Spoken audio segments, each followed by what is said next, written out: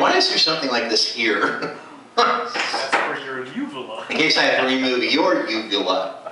I'm going to make that like the magic word of the day, like every time someone accidentally uses that word in a sentence, well, I'll go, and they'll go, why are you all applauding? And they'll never know it's because they said uvula.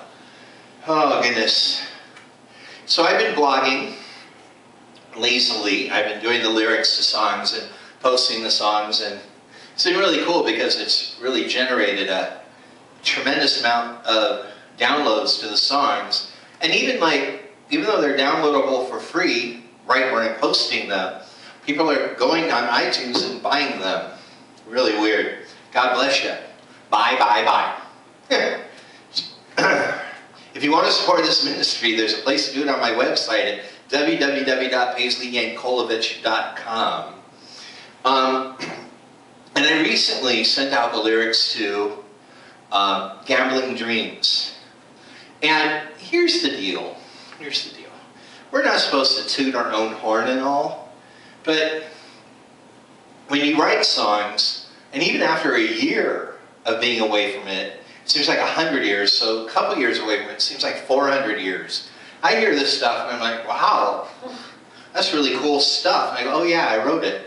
Kind of the opposite of what happened with Wayfaring Stranger. But Gambling Dreams was the opening song to a concept record, and the song was about a rebellious person who knew the Lord but was doing what they wanted to do anyways, and they saw their life fizzling out in front of them.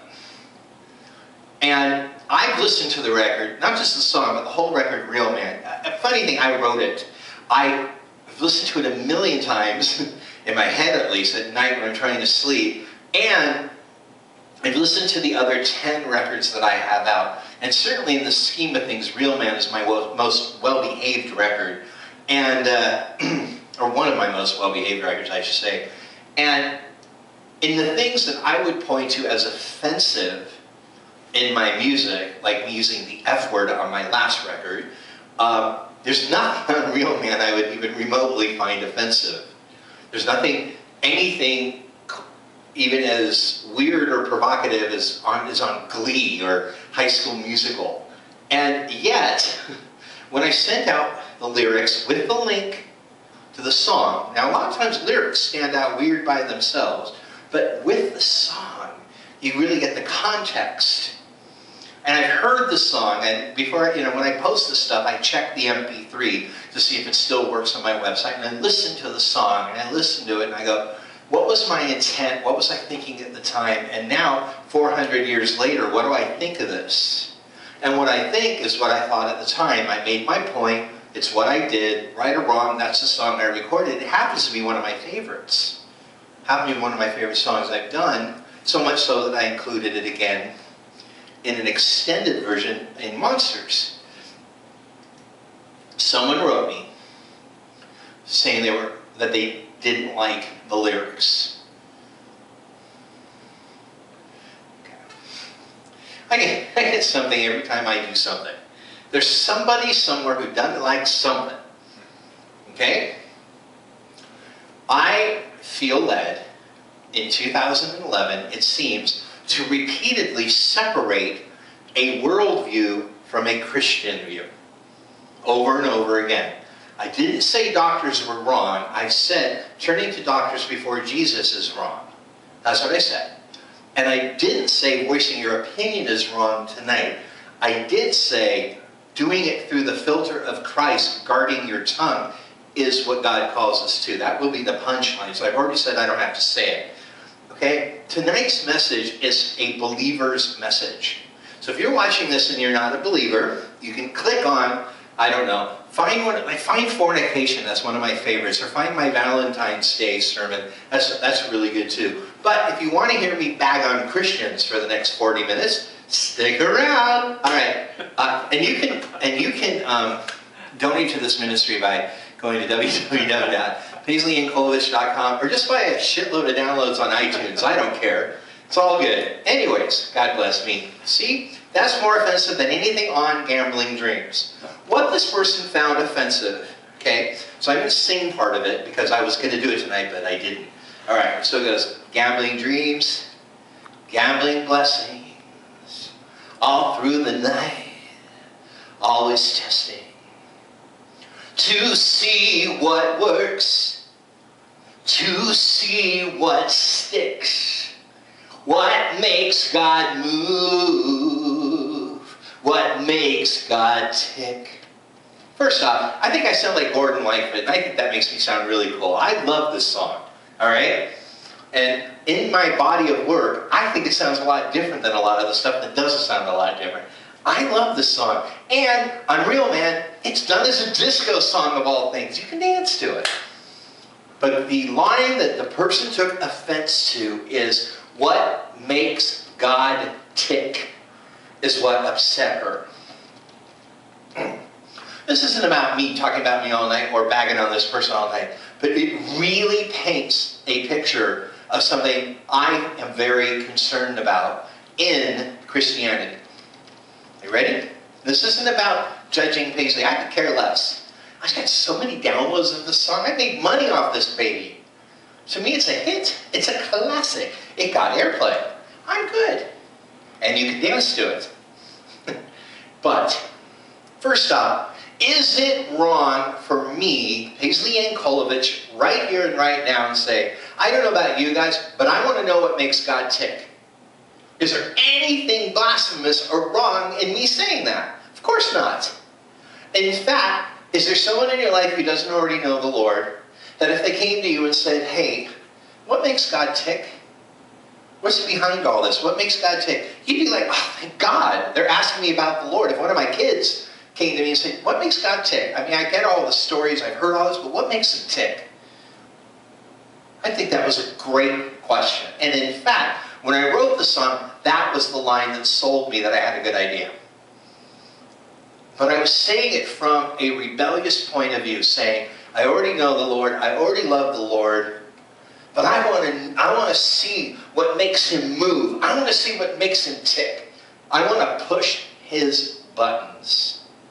That sounds like someone has a real relationship with their Heavenly Father, if they're getting to the point of intentionally pushing buttons. I need more, I need attention, I need to understand because I'm out of control. And that's what the song says. And in my opinion, it says it more than enough for me to ever have to write back and explain to some beanbag what it means. I called her a beanbag, she'll see this, I'll get another email. And I'll say, well, compared to the list of B words that were floating through my head, beanbag was pretty good. Beanbag, birthday, happy birthday. So, sorry, but now it's for all posterity. It's his birthday. Now, that having been said, I wrote back and I said, the song was written from a rebellious spirit point of view. What's the particularly like? And I left it until it started to eat away at me. It started to eat away at me. Then I said what I really wanted to say. And what I wanted to really say was simply this. You know me. You have access to me. You have my phone number. You have access to my website.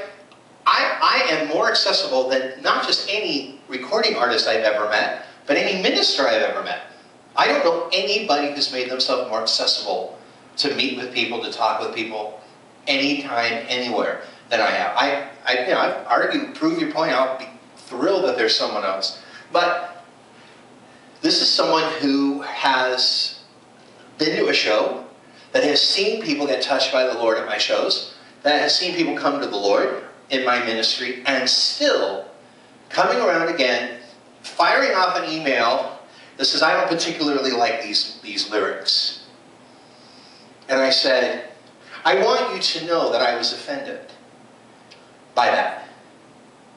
That I get enough hate mail from people who don't know me, who tell me what they don't like about me, that the people who use the word friend in a sentence about Paisley, I really don't need this from. I don't need a critical parent. I don't need a critical teacher. I don't need a critical friend. I don't need a critical kid in my world. Because, in all fairness, and I'm sure another songwriter in the room will say, we get enough just by existing. We don't have to hear the insults to know they're there. I mean, every time you get up to perform a song, you know, well, you know what works and you know what makes people tick. You know exactly what I'm talking about. It either soars or lands like a lead balloon, and a compliment or an insult is stating the obvious at that point. But we like the compliments because it makes us feel good. But the insults, we already hear them in our head. I don't know about you, but I'm very critical of myself in what I do. I'm very proud of what I do, but there's another part of me that 24/7 is pointing a finger saying, that sucks, the whole time. I really don't need anyone telling me, but I do. I have proof. I have proof in record sales. I have proof in concert attendance. I have proof in all the people not camping out in front of my house 24/7.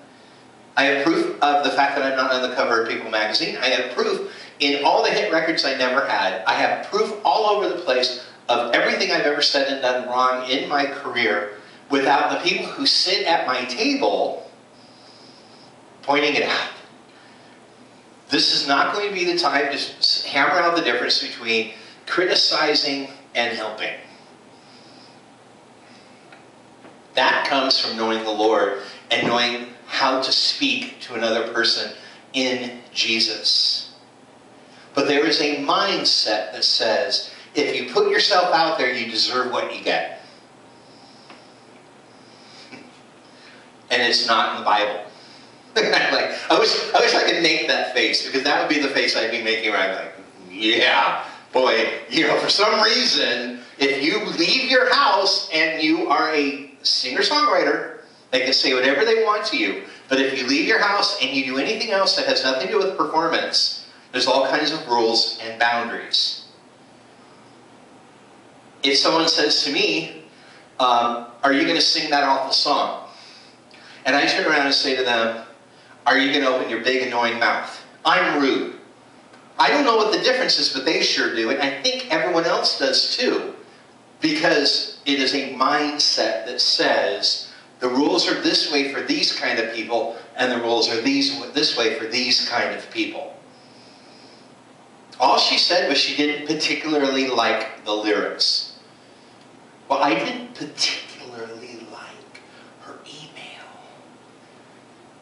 And there's not a single person in the world that would run up to me and say, the best thing you could do right now is send an email to her that says, I don't particularly like your email. There's not a single person that would say that.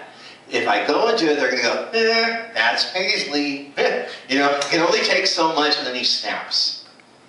But I took the high road the first round, but then I didn't like the high road. I wanted to take the low road. I enjoyed the low road. I felt better on the low road. At least we were in the same place. It would be rude for me to write her and say, I don't particularly like the way you raise your children. I don't particularly like the way you dress. I certainly don't like your hair. I don't even like the car you drive. I don't like the kind of food you eat. I don't like what you watch on TV. I don't like the way you put together a sentence. What could I possibly write her that someone would applaud me for writing her and saying I don't particularly like about her that would ever be appropriate? And ever be appropriate for a Christian. And ever be appropriate, boom, boom, boom, for a Christian in ministry. This is what she is. It would never, there's nothing I could possibly say. It's one thing to say, hey, I read this and I didn't understand it. It's the one thing to say, hey, I read this and it confused me. This is very interesting. Would you elaborate? But I don't have to think something like this.